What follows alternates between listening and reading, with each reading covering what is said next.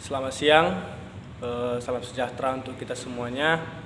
Perkenalkan, nama saya Feriandi Hutapea, NIM 1863201170. Di sini saya akan mempresentasikan tugas saya dari mata kuliah Perencanaan Pembangunan dengan dosen Ibu Dwi Herlinda, kelas 66 reguler. Saya akan menjelaskan definisi dari perencanaan pembangunan. Perencanaan pembangunan secara umum adalah sebuah cara atau teknik untuk mencapai tujuan yang diinginkan dalam proses pembangunan, sehingga mampu mewujudkan masyarakat yang maju, makmur, dan sejahtera. Di sini saya mau menyampaikan konsep perencanaan pembangunan. Ada 4 yang menjadi konsep perencanaan pembangunan, yaitu yang pertama itu berdasarkan perencanaan pembangunan menurut ilmu politik. Jadi, salah satu dominan ilmu politik adalah membicarakan konsep pengambilan keputusan dan penyusunan kebijakan publik yang menyudutkan proses menentukan dan sekaligus melaksanakan tujuan negara serta penyusunan skala prioritas dan tujuan yang telah dipilih tersebut. Selanjutnya yang kedua yaitu perencanaan pembangunan menurut ilmu ekonomi. Jadi, perencanaan pembangunan menurut ilmu ekonomi adalah bagaimana mengupayakan untuk merencanakan pembangunan sumber daya publik yang tersedia di suatu wilayah menjadi lebih baik lagi dari sebelumnya, melalui memperbaiki sumber daya publik yang tersedia itu melalui sektor swasta dalam mencapai nilai sumber daya secara bertanggung jawab. Tujuannya adalah antara lain mengarahkan kegiatan sebagai pedoman kegiatan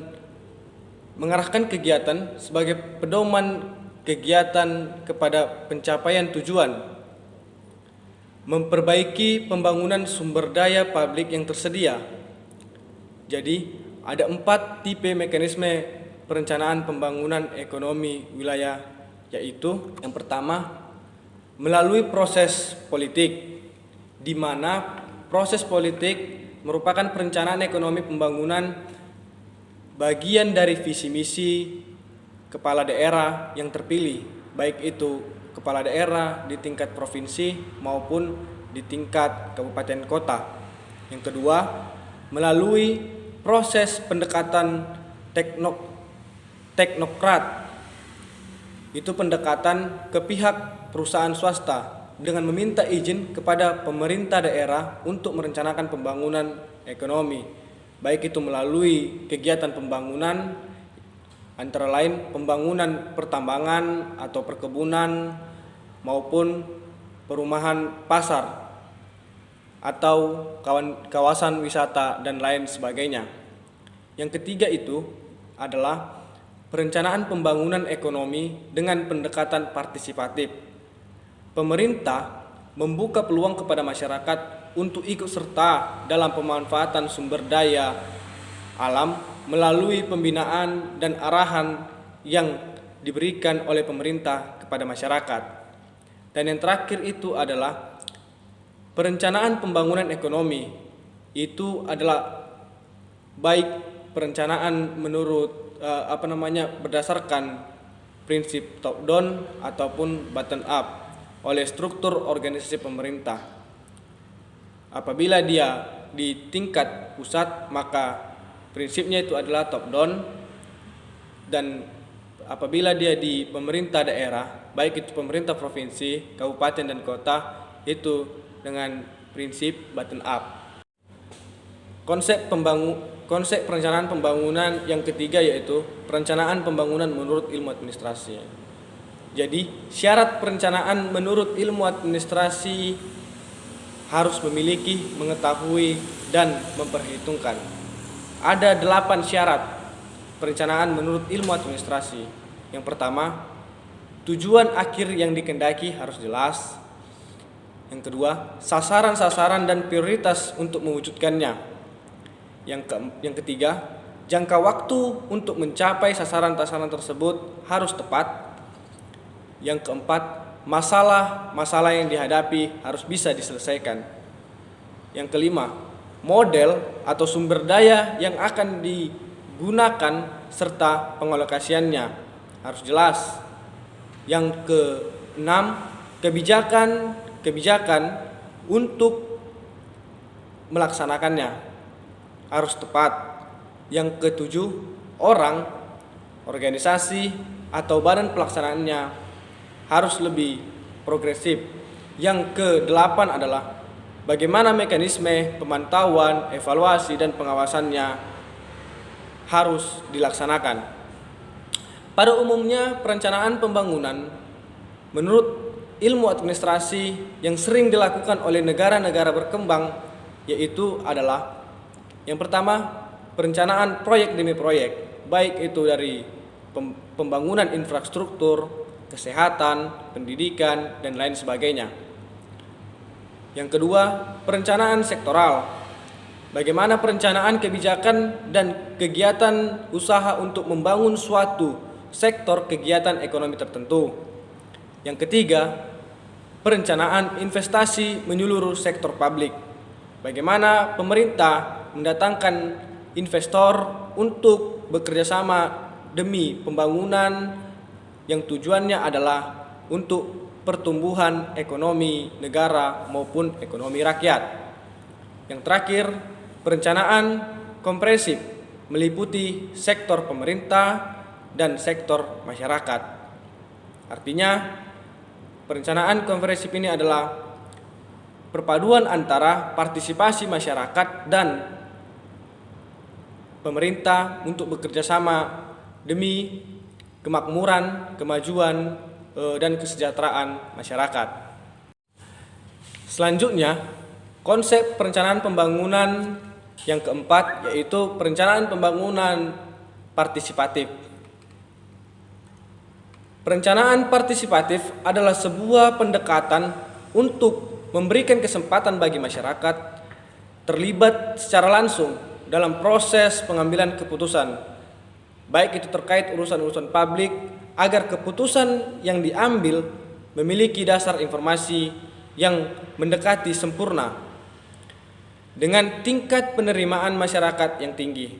Artinya, apabila dalam suatu pengambilan keputusan dalam kebijakan publik melibatkan masyarakat, maka tingkat penerimaan suatu kebijakan itu di tengah-tengah masyarakat lebih tinggi. Berdasarkan definisi di atas dapat dilihat beberapa penting peran masyarakat dalam mengambil suatu keputusan, baik itu di tingkat kepentingan publik dan lainnya. Kini, partisipasi masyarakat dalam penyelenggaraan pemerintahan dan perencanaan pembangunan dan pembuatan kebijakan sudah dijamin dalam konstitusi negara maupun dalam peraturan perundang-undangan. Salah satu implementasi perencanaan partisipatif di Indonesia dalam perencanaan pembangunan partisipatif adalah perencanaan yang bertujuan melibatkan kepentingan rakyat dan dalam prosesnya melibatkan rakyat dalam pelaksanaannya. Karena hanya partisipasi dan kebutuhan, karena hanya dengan partisipasi masyarakat penerima program, maka hasil pembangunan ini akan sesuai dengan harapan dan kebutuhan masyarakat. Masyarakat yang akan memperoleh manfaat dari kebijakan dan perencanaan harus ikut serta dalam prosesnya demi tujuan kemakmuran dan kesejahteraan masyarakat. Selanjutnya saya akan menyampaikan contoh partisipasi masyarakat. Contoh yang pertama yaitu partisipasi dalam pengambilan keputusan. Masyarakat harus berpartisipasi dalam pembangunan di wilayahnya. Perlu ditumbuhkan kembali semangat masyarakat untuk berpartisipasi secara langsung dalam proses pengambilan keputusan terhadap program pembangunan di wilayah setempat. Yang kedua, partisipasi dalam pelaksanaan pembangunan. Di sini diartikan bahwa dalam pelaksanaan kegiatan pembangunan perlu adanya pemerataan sumbangan masyarakat dalam bentuk baik itu tenaga kerja, uang tunai, dan atau bentuk korbanan lainnya yang sepadan dengan manfaat yang akan diterima oleh masyarakat dari program yang dilaksanakan. Yang ketiga, partisipasi dalam pemantauan dan evaluasi pembangunan. Bentuk partisipasi masyarakat dalam memantau dan mengevaluasi program yang dijalankan oleh pemerintah sangat diperlukan guna untuk mengetahui apakah tujuan dari program tersebut tercapai dan sudah sesuai dengan harapan. Selain itu juga untuk memperoleh umpan balik tentang masalah atau kendala yang muncul dalam pelaksanaan pembangunan yang sedang dilaksanakan.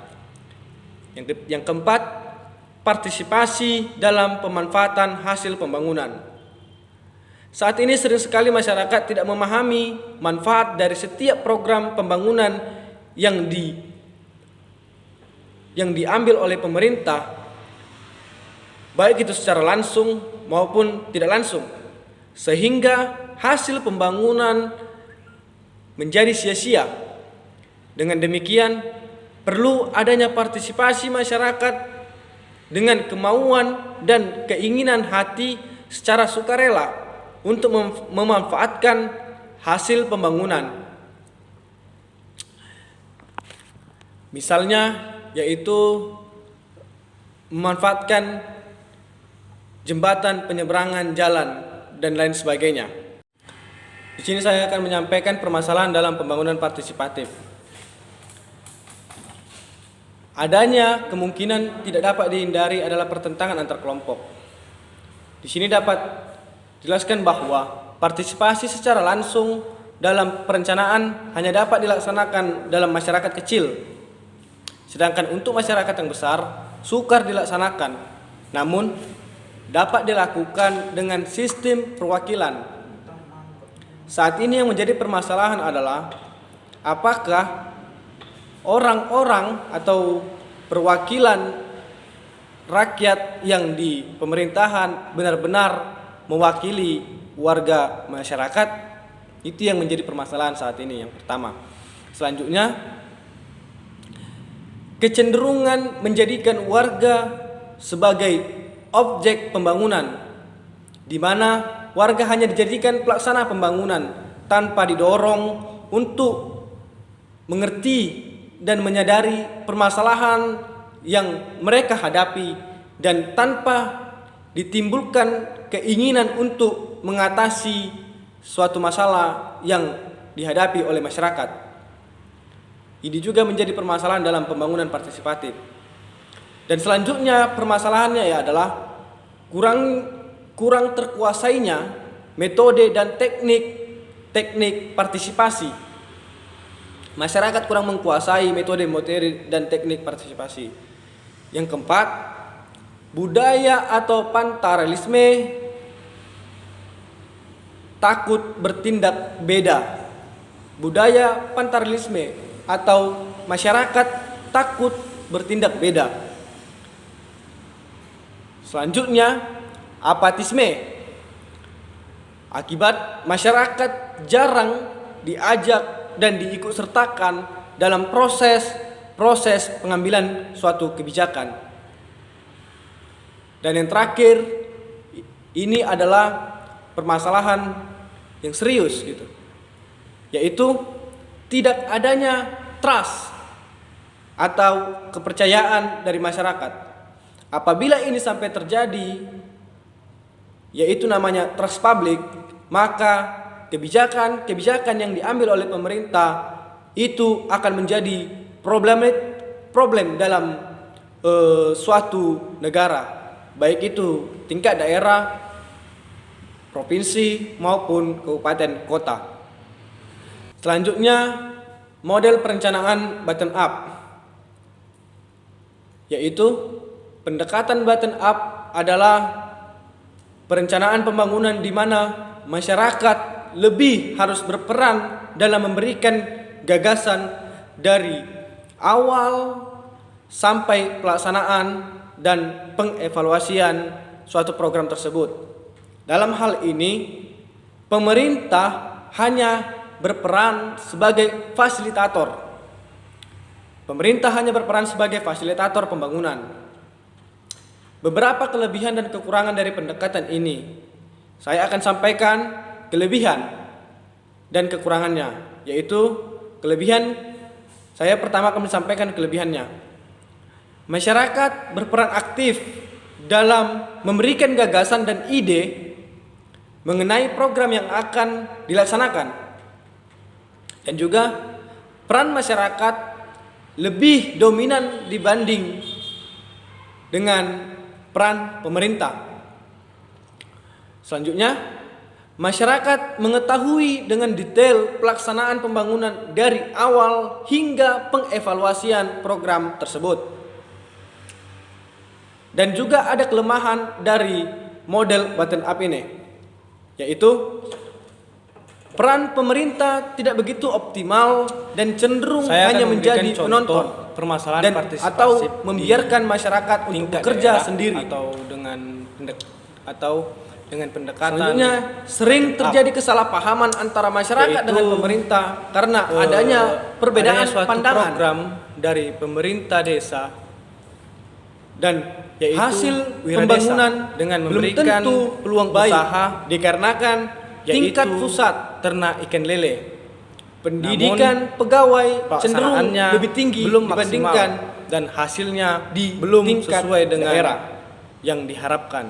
Ini dikarenakan masyarakat tidak disosialisasikan apa maksud dan tujuan ikan lele itu diberikan kepada masyarakat.